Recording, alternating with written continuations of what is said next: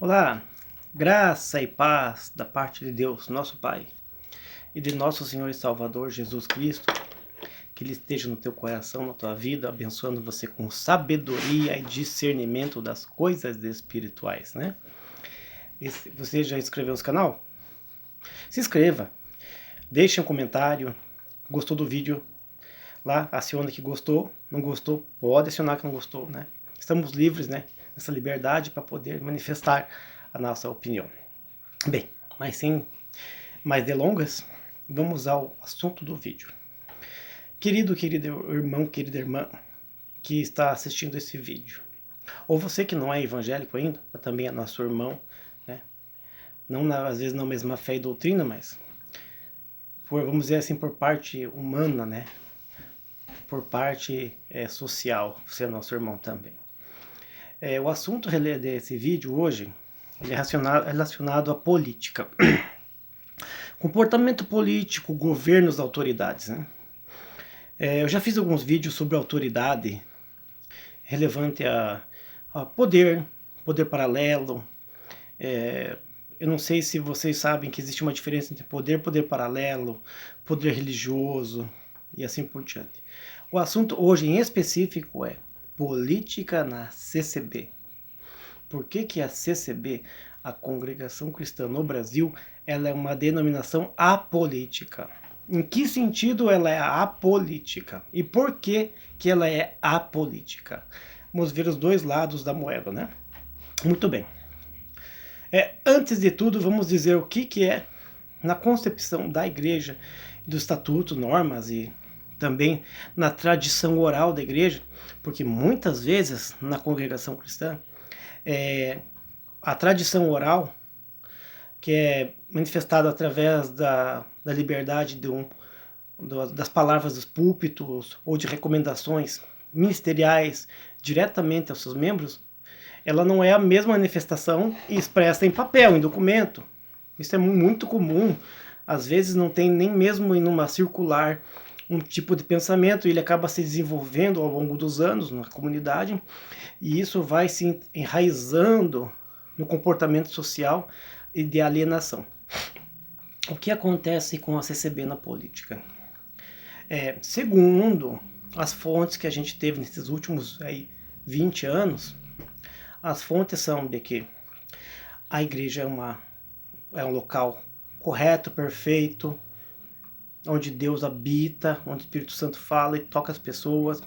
É uma obra perfeita e falada pelo Espírito Santo. Não é uma obra de homem, não é uma obra movida por homens, por sabedoria humana, por inteligência carnal, mas sim é guiada por Deus. Então não há política na igreja, não há candidatos, não há preferências de partidos nem ideologias. E que a igreja libera seus fiéis a votarem quem quiserem, cumprindo com seus deveres constitucionais, mas ela não apoia, não toma partido em nada. Mas por que a congregação faz isso? Alegando santidade ao Senhor, e que o fundamento da igreja é salvar as pessoas simplesmente para o céu e não dar para elas falsas expectativas de políticos e essas coisas, né? São as alegações que vêm circulares, e algumas não vêm circulares, mas vêm oralmente. E durante alguns anos aí, isso vai correndo e vai tornando-se uma verdade absoluta no meio do povo.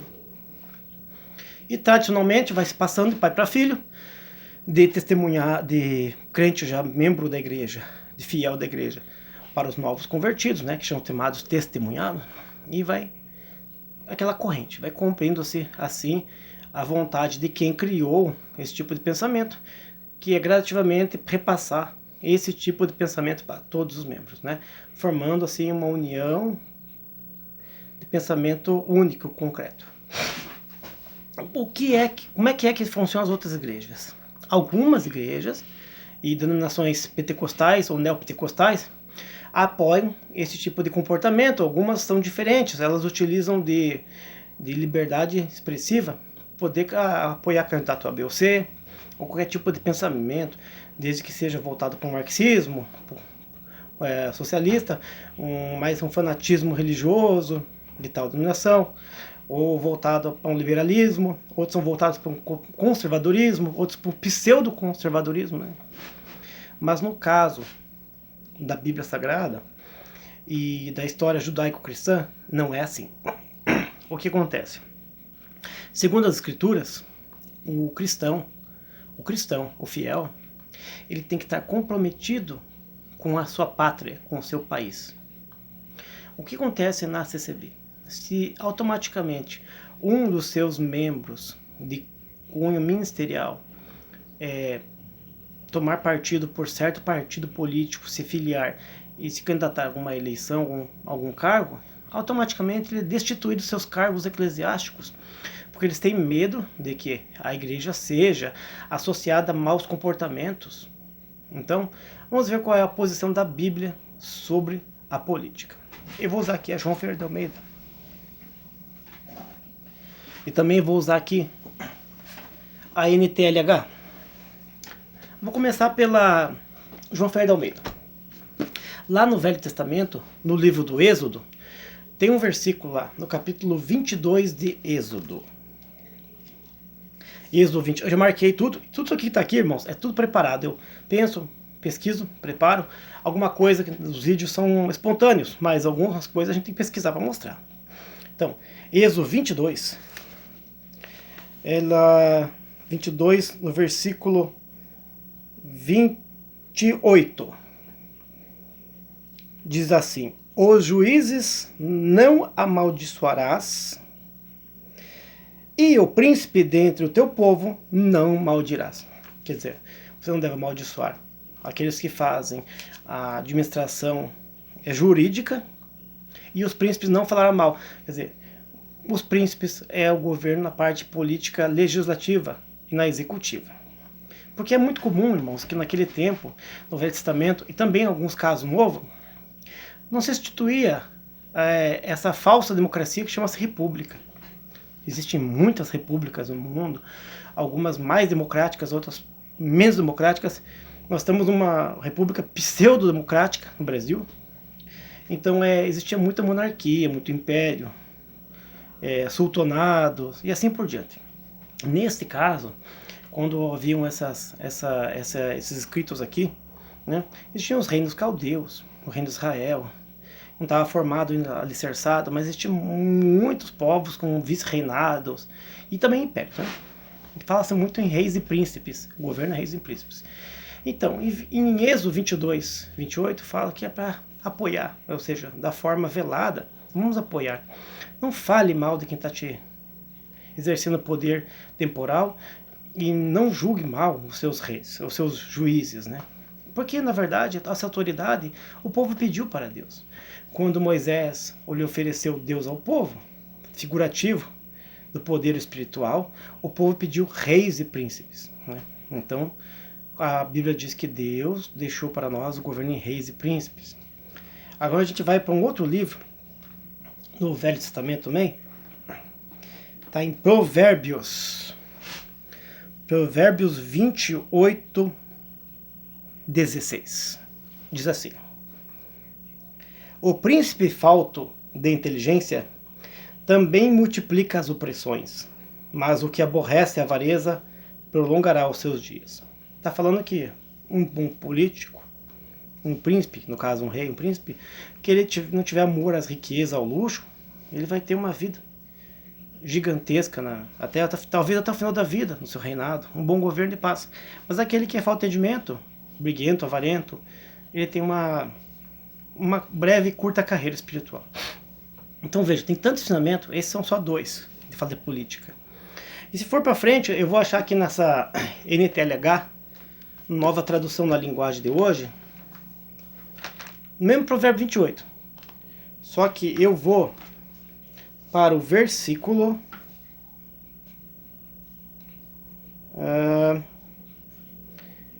1 e 2. Diz assim, ó. Provérbios 28, versículo 1 e 2. Diz assim: os maus fogem, mesmo quando ninguém os persegue, mas o homem honesto é valente quando um leão. E quando a nação tem líderes inteligentes e sensatos, ela se torna forte e firme. Mas quando a nação peca, ela muda de governo a toda hora. Então tem tantas passagens sobre o assunto religião. No Novo Testamento também tem. Eu não vou citar aqui o livro de Romanos, que fala sujeitar as autoridades, ou a carta de Pedro, que eu também já citei em vídeos anteriores, que fala que para a gente dar bons testemunhos à autoridade competente, né? E várias imprecações de orações por autoridades. Então, agora você pensa com você mesmo e medita. Qual é a verdade por trás da apolitização da congregação? Por que a denominação em si, ela não se envolve com política? Primeiro, a igreja, existe o dogma da infabilidade papal. É o mesmo dogma católico, está inserido dentro do contexto da CCB. A CCB, irmãos, que a Bíblia ponta cabeça, aqui irmãos, CCB, Congregação Cristã no Brasil, ela se usurpou, pegou, chupou assim, por osmose, o dogma da infabilidade papal. O que quer dizer isso? Na Igreja Católica, cria-se o mito de que o líder máximo da igreja, ele é infalível porque Deus fala através dele. E como Deus não erra, então o líder não erra. E existe um dogma chamado dogma da infabilidade papal. A Congregação Cristã no Brasil tem o mesmo dogma, porque ela divide esse poder com os anciões mais velhos, administração centralizada, a qual o povo é levado a acreditar. Quem está num púlpito ali, levando o trabalho nas costas, como dizem eles, né? Mas não levam, né? Eles levam na surdina. Quem leva os trabalhos na frente, que tem ministério, é considerado um oráculo. É considerado praticamente um enviado de Deus na terra e ele é tomado como um canal de bênçãos e de uma conexão simultânea e particular com Deus. As pessoas não têm a fé delas se chegar a Deus em oração e pedir uma certa orientação para determinado assunto, elas acabam deixando nas costas da igreja, no ministério. Vão buscar palavra para casamento, palavra para isso, para aquilo. Tá, voltando ao assunto. Por isso que na igreja, a congregação, tem a infabilidade do braço, ou infabilidade ministerial. Eu vou usar um termo neologismo aqui, né? Vamos dizer assim, infabilidade do ancião. Aí o que acontece? Acontece que se algum determinado líder falar sobre política, sobre determinado candidato, e esse vier a perder a eleição, o povo vai contestar, mas não foi usado por Deus para falar que ia acontecer, fulano ia ganhar, e no final das contas perdeu? Então eles não falam, porque eles não querem estar errado em nada. No caso deles, houver a possibilidade de falar sobre um candidato A ou B, né, e que esses ganhem, e falar que seria um bom reinado e tal, ou um bom governo, e vai que o governo é ruim, o que acontece? Automaticamente eles vão ser desmentidos pelos fatos da história, porque alguém pode enganar uma pessoa por um pouco tempo, mas durante a medida de tempo que vai se passando, a própria história e o presente, né, vai manifestando a verdade. E contra a verdade ninguém pode, e as pessoas vão descobrir, não é, mano? O diácono subiu no púlpito, falou que ia ser um bom governo, isso, não está acontecendo. Ou disse que ia ser um mau governo, está sendo um bom governo. Errar humano. Mas eles não vão dizer que é errar humano, porque na frente do púlpito ninguém é humano. Na frente do púlpito todos são divinos. Já aconteceu também de alguns líderes religiosos comentarem comigo, lá da congregação cristã, que se apoiassem em determinado candidato e ele perdesse a eleição, eles poderiam sofrer represálias do candidato que venceu, que é opositor daquele que foi apoiado. Então existe uma série de medo e série de problemas que vão afetar a administração da igreja, o andamento de todos os tipos de pensamento, das estratégias que eles têm para o futuro, os planos. Quer dizer, vai atrapalhar os planos da igreja em si. Além de que pode ser que no meio do povo tenha pessoas que votem em determinados candidatos, né? E evitar aquela confusão no meio do povo. Agora, o porquê da igreja realmente proibir os seus fiéis, seus membros, de participarem ativamente da política? Porque na verdade eles querem governar as pessoas. Tá entendendo? Não estou falando do político, de vereador, deputado, prefeito. Eu estou dizendo para você claramente que o ministério da congregação cristã, ele quer governar a pessoa. Governar o que você come, o que você veste, o que você aparenta, o que você fala, o que você anda, como você anda, aonde você vai. Até para você viajar tem que apresentar carta. Se você for tirar férias em tal país, tem que levar carta para congregar a tal igreja. Se você tem um ministério e vai viajar longe, tem que apresentar carta, explicar onde vai, por que vai. E o mais engraçado, agora ultimamente estão querendo controlar o que você fala. Antigamente ninguém falava de medo, alguns tinham medo de pecar contra Deus, contra o Espírito Santo. Jogava-se na pessoa uma chantagem emocional que alienava a pessoa da realidade bíblica. Que era que se você falasse qualquer coisa contra a igreja, estaria batendo na noiva do Senhor Jesus Cristo. Eu lembro que uma vez um cooperador me disse assim: se alguém der um tapa na tua noiva, você vai ficar quieto? E o que ele quis dizer para mim? Que se eu tivesse numa noiva, alguém batesse na minha noiva, eu ia reagir. Então eles amaldiçoavam. Quem tocasse na menina dos olhos, que é a igreja, ia ser amaldiçoado, com doenças, com um monte de problemas familiares e também, vou dizer assim, pecuniários, né? Problema de dinheiro. Hoje não se existe mais esse pensamento. Todos somos livres, né? Todos nós somos pessoas livres, né? Cristo nos libertou. Então, a política é importante. É importante que o irmão ou a irmã que vai votar, seja qual for a eleição, qual seja o período ou qual seja o tipo de governo que vai se expor, né? Não sei quais tipos de governo vão se expor ainda, quais formas de governo.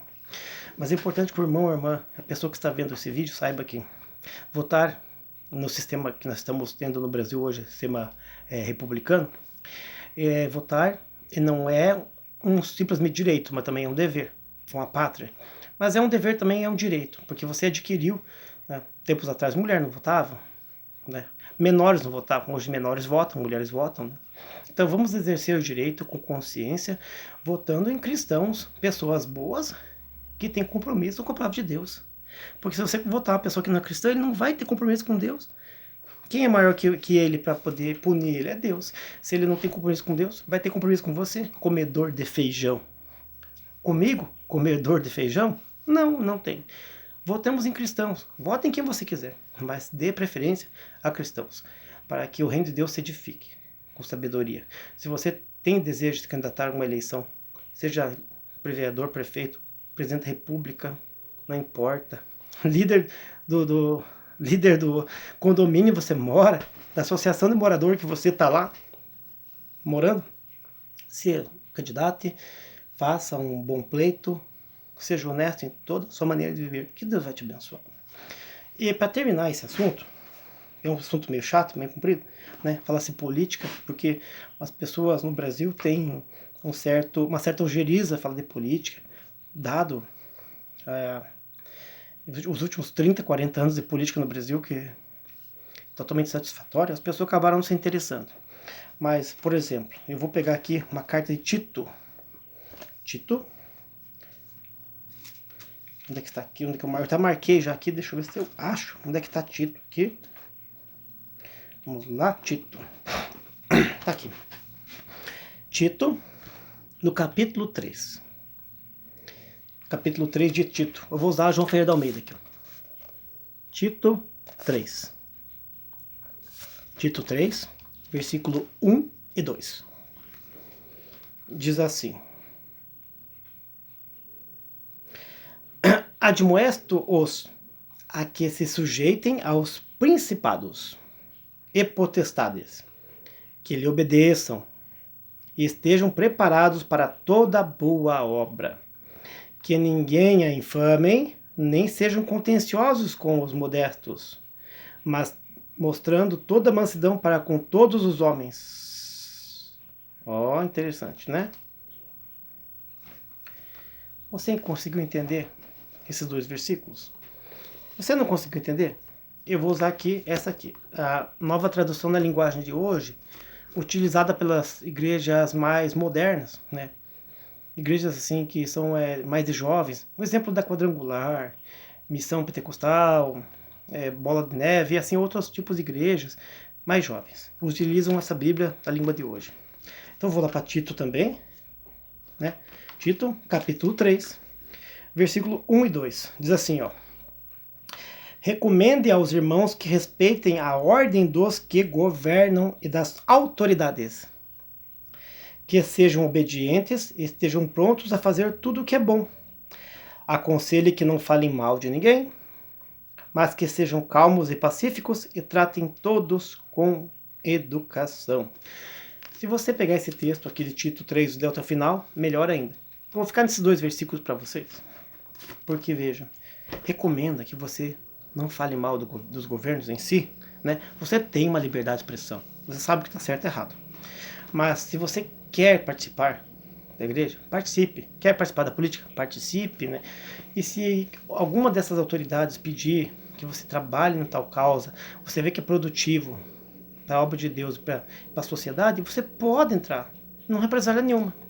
Agora me diga para você, amado irmão ou irmã que está em casa, no seu trabalho, vendo esse pequeno vídeo de 25 minutos, já estou em 21, mas vou até 25, que se chega uma autoridade hoje no Brasil, eleita, e essa autoridade, digamos, honesta, de valores cristãos, e ele oferece um cargo comissionado,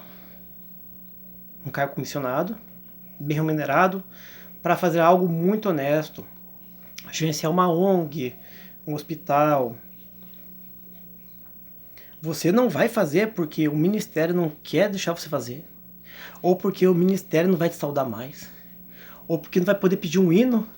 Você vai deixar de fazer o bem por causa de uma doutrina, um dogma criado por homens que têm medo de serem desmascarados a sua forma de pensar.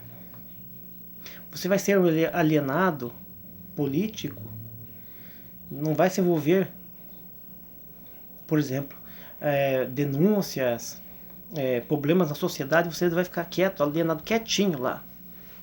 Eu sou um irmãozinho de banco, como falam uns. Aleluia, glória a Deus. Sou irmãozinho de banco. Deixe que Deus resolve. Irmão, irmã, Deus resolve através dos seres humanos. Ele usa seres humanos. Se você tem boas ideias para a comunidade, quer ser um vereador, quer um candidato, você vai deixar de se candidatar, resolver tal problema, porque as irmãs não vão me saudar mais, porque os irmãos não vão me saudar mais, porque eu não vou poder pedir um hino mais. Ai, se eu levantar uma oração na igreja, nem terminei da oração pela metade, vai ter outra pessoa que vai levantar a oração. Ah, eu vou perder o cargo. Ah, mas eu era músico, tocava tal instrumento lá, e agora, se eu me formar, eu ganho canudo lá de vereador para trabalhar 4 anos, e nunca mais toco na igreja. E tem gente que fala, olha, irmão, você que toca na igreja, tem ministério, vai ficar 4 anos lá, na política dos homens, você prefere 4 anos com a política dos homens e perder a salvação, e perder a graça, e perder o direito de estar no meio desse povo santo? Olha o nível da alienação. Eu escutei isso, vai fazer uns 18 anos que eu escutei, não esqueço. Eu sei o nome do irmão que falou e o irmão que escutou. Eu não vou manifestar aqui no vídeo porque dá processo. Hoje temos o politicamente correto, incorreto, né? Então a gente não vai se manifestar nessa parte, citar nomes. Mas eu vi pessoas que tinham bom entendimento de certa determinada área de sociedade e queriam ser, vamos dizer assim, funcionário público, porque o cargo de vereador é um funcionalismo público, né? Mas por quê? Porque determinado partido não era bem visto pelo ministério. Então vamos fazer nossa parte política, nossa parte religiosa, né? O próprio, sim, um dos cientistas mais inteligentes da Terra, que era judeu, Albert Einstein, ele falou muito sobre política, ciência e religião. E ele dizia que sem a ciência, a religião ela era manca, sem alguma coisa assim, sobre ciência e religião. E mais cartas ele falava que sobre política e religião não tinha o que falar, porque política e religião é a mesma coisa. Então, se você faz parte de uma igreja, da Congregação Cristã do Brasil, tem vontade de fazer parte de uma administração pública, seja ela qual for, através de voto e eleição, você será abençoado. Tem boas intenções? Será abençoado. Deus está com você. Agora, se você não tiver bom testemunho e não tiver um bom comportamento e tiver má intenções, claro que o seu governo não vai ser bom e a igreja vai se voltar contra você. Agora, não podemos pegar e colocar tudo num saco só e proibir pessoas boas de ocupar esse poder. Lembrem-se que nós estamos num país que sofreu uma enorme recessão porque o povo de Deus se calou, evitou entrar na política e justamente, vamos falar para pagãos, pagãos e ateus tomaram conta do poder. Então, deu no que deu. Então, vamos tomar a nossa posse da vitória, que seria a nossa parte com Deus nesta vida, porque dessa vez não leva a nada, só o bom comportamento e a alma para o céu. Então, espero que o vídeo tenha sido esclarecedor, que Deus abençoe você grandemente, no nome do nosso Senhor e Salvador Jesus Cristo.